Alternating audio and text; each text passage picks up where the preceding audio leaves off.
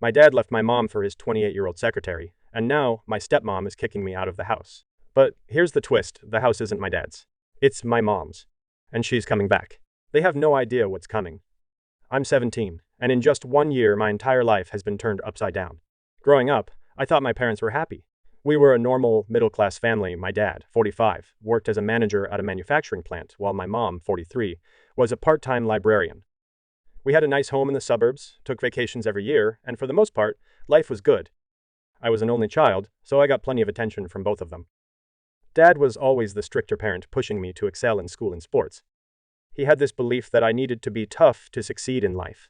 Mom, on the other hand, was softer. She encouraged my creativity, always telling me to follow my passions. They balanced each other out, or at least that's what I thought. Things started changing 2 years ago when Dad got a promotion. He began working longer hours, seemed more stressed, and that's when Jessica came into the picture, his new personal secretary.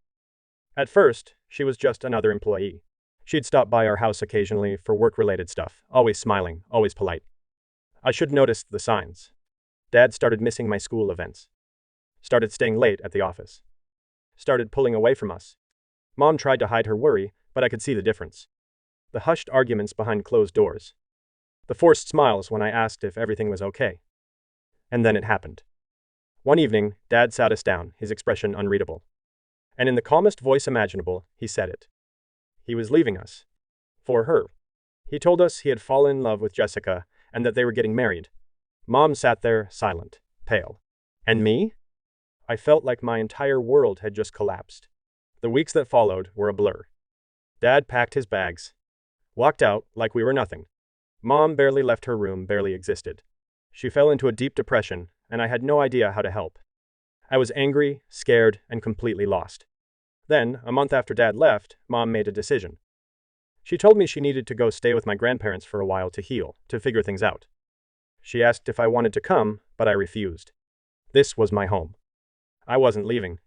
And that's when things got so much worse. With Mom gone, Dad saw an opportunity. He moved back in with Jessica. And suddenly, I wasn't just living with my father's mistress, I was expected to accept her. At first, they played nice. They asked about my day, pretended everything was fine. But I wasn't interested in playing happy family. I kept to myself, avoided them at all costs. Jessica, or should I say, my stepmom, God, I hate that title, decided she was going to take charge.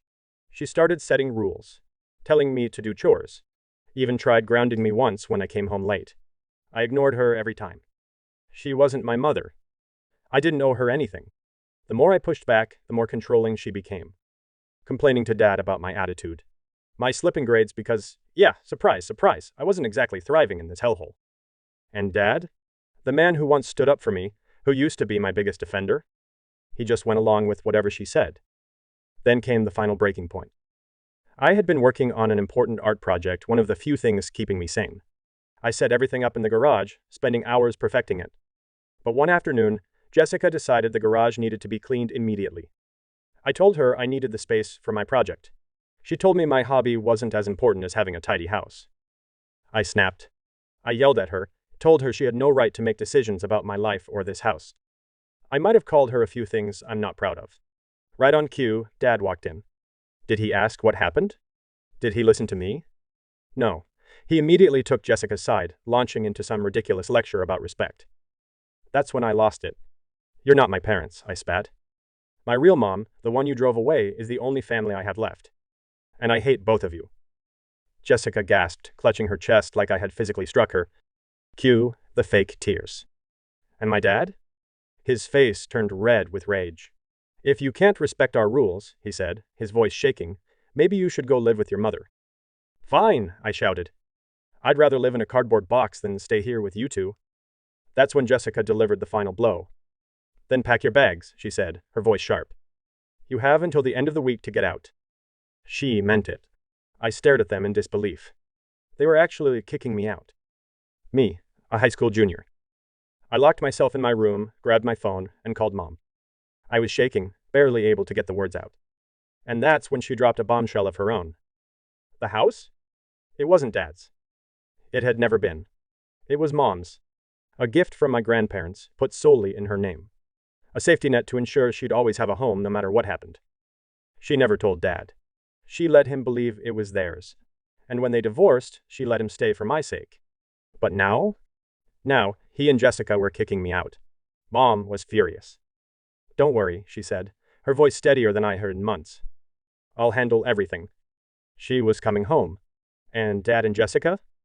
They were the ones who'd be packing their bags. I sat in my room, heart racing, feeling 1,000 things at once: anger, fear, triumph. I didn't know what would happen when Mom walked through that door. But one thing was certain. This wasn't over. The next morning, I woke up to the sound of the front door unlocking. Mom was here. I sat up, my heart hammering in my chest. This was it. The moment everything changed. I crept out of my room just in time to see her standing in the middle of the kitchen, calm, composed, but with a look in her eyes that could burn the whole house down. Dad and Jessica came downstairs, still half asleep, completely unaware of the storm about to hit them. What are you doing here?" Dad asked, rubbing his eyes. Mom didn't even look at him. She reached into her bag, pulled out a piece of paper, and placed it neatly on the table. The deed to the house. "This is my house," she said, her voice controlled but icy. "And I want you both out. You have until the end of the week." You should have seen their faces. Dad turned pale. Jessica's mouth fell open. Dad tried to recover. "This is ridiculous," he scoffed. "I've been paying the mortgage for years. This house is just as much mine as it is yours." Mom didn't blink. She simply slid the deed toward him. "Your name isn't on it." Silence. Absolute, stunning silence.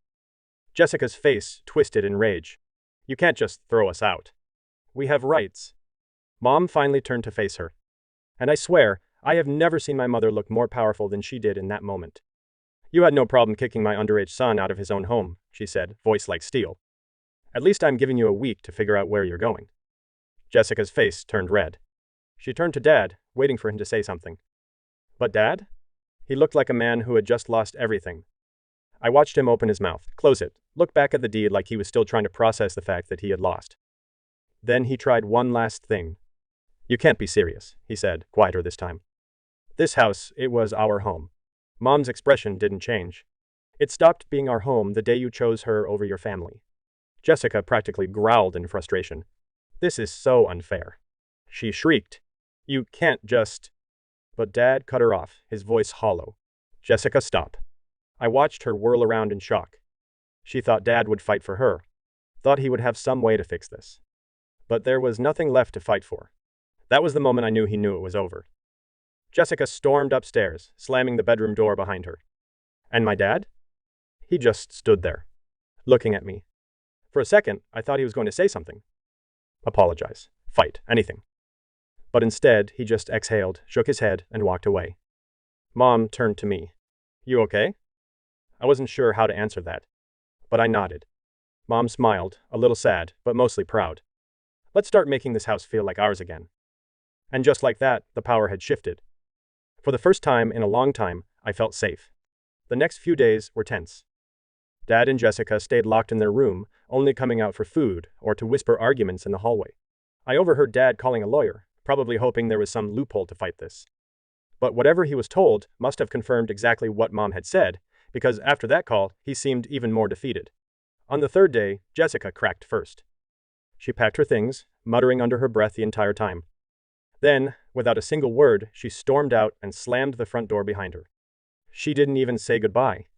Not that I cared. But Dad? He looked lost. The night before he was supposed to leave, he knocked on my bedroom door. I almost didn't answer. But I did. He sat on the edge of my bed, rubbing his hands together like he was trying to figure out where to start. "I messed up," he finally said. "I know I did." I just stared at him. He sighed. "I handled everything wrong. The divorce. Jessica, you. I was selfish, and I hurt you. I don't expect you to forgive me, but I wanted you to know that I see it now." A long silence stretched between us. I wanted to scream at him. Tell him that sorry wasn't enough. That it didn't erase what he had done. But I also wanted to believe him. So I just said, "I need time." He nodded. "I understand."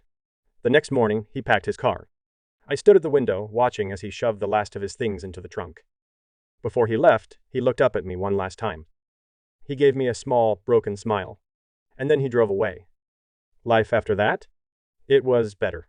Mom officially moved back home, And for the first time in a long time, I felt like I could breathe again. We repainted the walls, rearranged the furniture, even started a small vegetable garden in the backyard. It felt like we were reclaiming our space. And as for Dad? Well, he started calling. At first, I ignored him. I wasn't ready. But after talking it over with Mom and my therapist, because, yeah, I finally started seeing one, I decided to give him a chance. We met at a cafe. At first, neither of us knew what to say. But then, he started talking. About his own childhood. About how his father had never thought he was good enough. How he spent his life chasing success, trying to prove himself. And when he got the promotion and met Jessica, it felt like he had finally won. I thought I was doing the right thing, he admitted. But I was just repeating the same mistakes. Hearing that didn't erase what he did, but it helped me understand. He told me he had started therapy too. He wanted to fix what he broke. If I'd let him. I told him the truth, I wasn't ready to fully let him back in. But I was willing to try. He and Jessica? They did get back together. But he kept his word, she wasn't part of our conversations. And he didn't try to force me to accept her. Eventually, I graduated. Mom and Dad both showed up to the ceremony. It was awkward at first, but they were civil. Jessica didn't come, which, honestly, was a huge relief. And now? I'm getting ready for college. I picked a school 2 hours away, close enough to visit, but far enough to have my own space. Mom has been amazing, helping me prepare for this new chapter. Even Dad has been supportive. I don't know what the future holds for our family. But what I do know, I survived one of the hardest years of my life, and I'm still standing. I've learned that family isn't just about who shares your DNA, it's about who stands by you when everything falls apart. And most importantly, I've learned that I am enough. No matter what happens next, I'm going to be okay.